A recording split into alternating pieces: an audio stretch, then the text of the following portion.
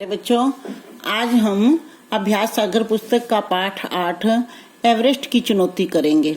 उसमें हम जानेंगे विशेषण व उसके भेद। इसकी वीडियो मैं एक बार पहले भी आपके पास भेज चुकी हूँ। आज मैं आपको चैप्टर समझाऊंगी। जैसे वहां सख्त काली चट्टानें थी, या यहाँ पर अब चट्टानें क्या है, संज्ञा है। इसकी क्या विशेषता है कि वो काली थी और सख्त थी और पत्थर के बड़े बड़े टुकड़े थे। उन पर चलना बहुत मुश्किल और थकाने वाला था। ठंडी हवाएं की जो विशेषता है वो ठंडी है। तो यह पहाड़ी बहुत संकरी और तीखी है। पहाड़ी की क्या विशेषता है, वो संकरी है और तीखी है। और इसके दोनों ओर गहरे ढाल हैं। ढाल कैसे हैं, गहरे। अब जो शब्द संज्ञा या सर्वनाम शब्दों की विशेषता बताते हैं, अर्थात संज्ञा या सर्वनाम शब्दों की विशेषता बताने वाले शब्दों को हम क्या कहते हैं, विशेषण कहते हैं। तो यहाँ पर इनकी विशेषता है, जो विशेषण शब्द हैं उनको छांटकर आपने लिखने हैं। आगे है, अब आप यह बताइए कि विशेषण शब्द किन की विशेषताएं बता रहे हैं। जैसे यहाँ पर था चट्टाने। अब चट्टाने जो शब्द था वो किसकी विशेषताएं बता रहे हैं। चट्टाने की विशेषता कौन बता रहा है, सख्त और काली। तो चट्टानों की विशेषता है ना ये। तो जिनकी विशेषता बताई जा रही है यहाँ पर वो शब्द आपने लिखने हैं। आगे है, जो शब्द संज्ञा अथवा सर्वनाम शब्दों की विशेषता बताते हैं उन्हें हम विशेषण कहते हैं।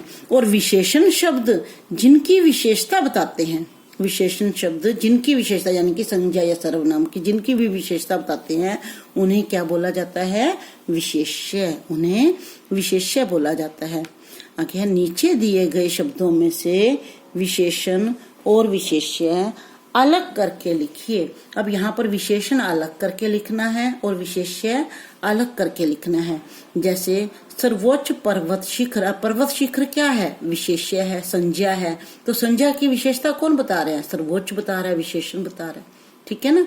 तो विशेष्य की विशेषता बताने वाले जो शब्द होते हैं उसको हम विशेषण कहते हैं। 12 शेरपा। शेरपा क्या है, संज्ञा। और शेरपा की विशेषता कौन बता रहा है, 12।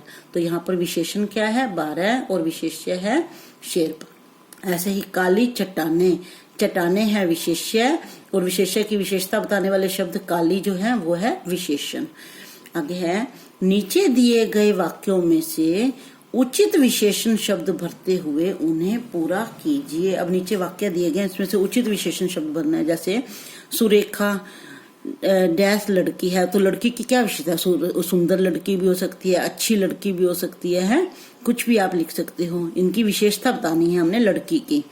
दादी माँ के बाल। बालों की क्या विशेषता है, सफेद हो गए हैं।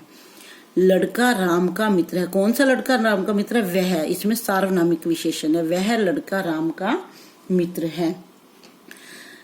सातवीं कक्षा के बच्चे शांत बैठे हैं। कौन सी कक्षा के बच्चे शांत बैठे हैं, कक्षा की क्या विशेषता है कि वो 7वीं है। 7वीं कक्षा के बच्चे शांत बैठे। भैया जरा 1 लीटर दूध तो देना। अब दूध की क्या विशेषता है, 1 लीटर है दूध। तो ये कौन सा है, परिमाणवाचक विशेषण। आगे है, नीचे दिए गए संज्ञा शब्दों के लिए उचित विशेषण शब्दों का प्रयोग कीजिए। अब उचित विशेषण शब्द जैसे पानी है, तो पानी ठंडा भी हो सकता है, गर्म भी हो सकता है, जो भी आपको ठीक लगे वो लिख सकते हो। फूल, गुलाबी फूल, सफेद फूल, लाल फूल, घास, हरी घास, सूखी घास। पहाड़, ऊंचा पहाड़। आदमी, ईमानदार आदमी, बेईमान आदमी। कपड़ा, जैसे आदमी की ले लेते हैं, ईमानदार आदमी। इसके कौन सी विशेषता है, ये गुणवाचक विशेषण है। तो गुणवाचक विशेषण जो विशेषण संज्ञा शब्दों के गुण, आकार तथा रंग आदि के बारे की विशेषता बताते हैं उन्हें गुणवाचक विशेषण कहते हैं। ऐसे ही है 4 मीटर कपड़ा। तो ये कौन सा है, परिमाणवाचक विशेषण। परिमाणवाचक विशेषण जो विशेषण संज्ञा के माप तोल आदि का बोध कराते हैं उन्हें परिमाणवाचक विशेषण कहते हैं। जैसे 4 मीटर कपड़ा, ये इसका माप है। आगे है, नीचे लिखे निश्चित संख्यावाचक विशेषणों के लिए उचित विशेष्य लिखिए। अब निश्चित संख्यावाचक, आगे संख्यावाचक जो इसके भेद हैं, इसके कौन कौन से भेद बताए थे मैंने विशेषण के। गुणवाचक विशेषण, संख्यावाचक विशेषण, परिमाणवाचक विशेषण, सार्वनामिक विशेषण। अब जो संख्यावाचक विशेषण है इसके आगे दो उपभेद हैं।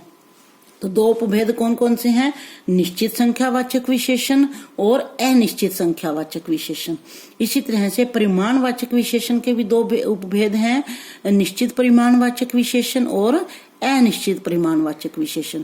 अब ये क्या है? 50 लड़के, लड़के जो है वो 50 हैं, तो यानी कि यहाँ पर निश्चित संख्यावाचक विशेषण है। 10 किताबें, किताबें जो हैं वो 10 हैं, तो निश्चित संख्यावाचक विशेषण है। 10 जो है ये निश्चित संख्यावाचक विशेषण है। आगे है एक बैल, बैल, एक बैल। आगे है दूसरा बच्चा। आगे देखो, नीचे दिए गए अनिश्चित संख्यावाचक विशेषणों के लिए उचित विशेष्य लिखे। जैसे यहाँ पर निश्चित संख्यावाचक विशेषण था, अब यहाँ पर अनिश्चित संख्यावाचक विशेषण है, इसके लिए हमने विशेष्य लिखना है। जैसे कुछ, कुछ बच्चे, कुछ लड़के, कुछ लड़कियां, कुछ लोग। तो ये क्या है? लोग क्या है? कुछ अनिश्चित, भी पता नहीं है वो कितनी है, तो अनिश्चित संख्या।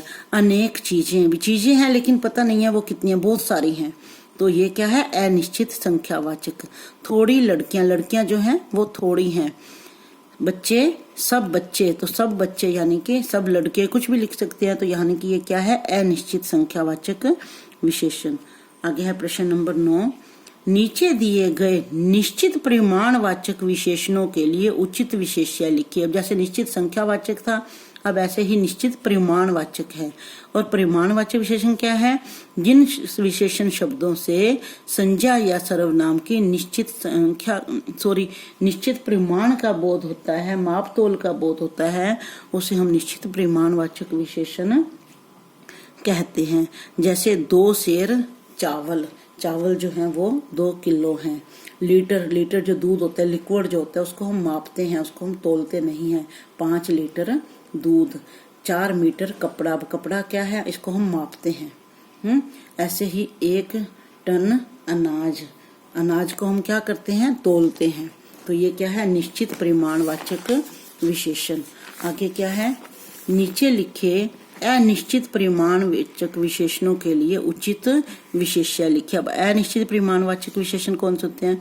जिन विशेषण शब्दों से संज्ञा या सर्वनाम के निश्चित नाप तोल का बोध न हो, उसमें नाप तोल का बोध हो निश्चित परिमाणवाचक में, और अनिश्चित परिमाणवाचक में नाप तोल का बोध न हो।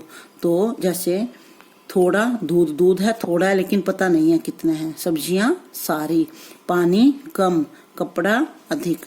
आगे है, नीचे दिए गए वाक्यों में से विशेषण शब्द छांट कर लिखिए और उनका भेद भी लिखिए। अब यहाँ पर जो वाक्य दिए गए हैं इनमें से हमने विशेषण शब्द छांटना है, कौन सा है, और उसका भेद भी लिखना है। सुनीता भोली भाली लड़की है। भोली भाली क्या है? उसका गुण है कि वो भोली भाली है, तो इसलिए गुणवाचक विशेषण।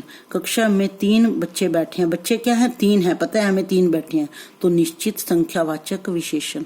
यह फ्रॉक मेरा है। यह क्या है? सार्वनामिक, तो यह विशेषण है जो है सार्वनामिक विशेषण। यहाँ तो कंटीली तार लगी है। कंटीली क्या है? उसका गुण है, उसका वो है, तो यहाँ पर क्या है? गुणवाचक विशेषण। गुणवाचक विशेषण गुण दोष के बारे में बताता है ना। गिलास में थोड़ा सा शरबत है, पता नहीं है कितना है, थोड़ा सा है, तो थोड़ा सा क्या है? अनिश्चित परिमाणवाचक विशेषण। अस्तबल में कुछ घोड़े बंधे हुए हैं। कुछ, अब हमें पता नहीं है कितने बंधे हैं, कुछ घोड़े बंधे हैं, तो अनिश्चित संख्यावाचक विशेषण। खीर बनाने के लिए 3 किलो दूध चाहिए। अब हमें पता है 3 किलो दूध चाहिए हमें, तो 3 किलो क्या है? निश्चित परिमाणवाचक विशेषण। वह छात्र आज भी नहीं आया। अब वह क्या है? सार्वनामिक विशेषण। आगे क्या है? तो सार्वनामिक विशेषण कौन से होते हैं? जो सर्वनाम किसी संज्ञा से पहले आकर उसकी विशेषता बताते हैं, उसे सार्वनामिक विशेषण कहते हैं। आगे क्या है? दिए गए वाक्यों में से प्रविशेषण शब्दों का पर घेरा लगाइए।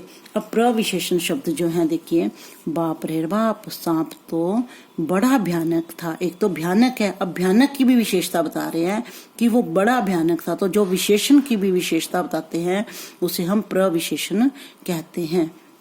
कि लड्डू तो बहुत अच्छे बने। अब लड्डू की क्या विशेषता है कि वो अच्छे हैं, ये तो विशेषण हो गया। लेकिन बहुत अच्छे, विशेषण की भी विशेषता बता रहे हैं बहुत, कि वो बहुत अच्छे हैं, तो बहुत क्या है? प्रविशेषण।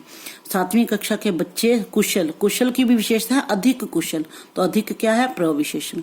अत्यंत विशैली चीजों को, चीजों की क्या विशेषता है? विशैली, और विशैली की भी क्या विशेषता है? अत्यंत, तो अत्यंत क्या है? प्रविशेषण। शैलजा अति चतुर लड़के, चतुर क्या है? विशेषण, और चतुर की भी विशेषता क्या है? अति, तो अति क्या है इसमें? प्रविशेषण। आगे है, नीचे दिए गए विशेषणों के भेद का एक एक वाक्य लिखे। अब गुणवाचक विशेषण का कोई भी आप वाक्य लिख सकते हो, जरूरी नहीं है कि मैम वाला ही लिखना है। मोहन एक अच्छा लड़का है। संख्यावाचक विशेषण, नेहा ने 2 सेब खाए। परिमाणवाचक विशेषण, रमा आजकल कम खाना खाती है। सार्वनामिक विशेषण, यह घर मेरे दोस्त का है। अब नीचे दिए गए शब्दों में उचित स्थान पर नुक्ता लगाइए। आपको पता है ज वाले और जो फ वाले जो होते हैं उनमें हम नुक्ता लगाते हैं, तो ये उचित स्थान पर आपने नुक्ता लगाना है। आगे है, नीचे दिए गए वाक्यों को उचित मुहावरों से पूरा कीजिए। ये मुहावरे दिए गए हैं, यहाँ पर उनको इसमें से छांटकर ये मुहावरे आपने लिखने हैं। आगे क्या है, नीचे दिए गए वाक्यांशों के लिए एक शब्द छांटकर लिखिए। जो पर्वतों की चढ़ाई करे पर्वतारोही, जो चित्र बनाए चित्रकार, ईद की नमाज पढ़ने वाली जगह ईदगाह, कलाकार द्वारा बनाई गई वस्तु कलाकृति, जो कठिनाई से समझ में आए दुर्बोध, जो संगीत का ज्ञाता हो संगीतज्ञ। आगे आपने ये सूचना लिखनी है। धन्यवाद। इसी तरह से आपने पूरा चैप्टर करना है। Bye bye.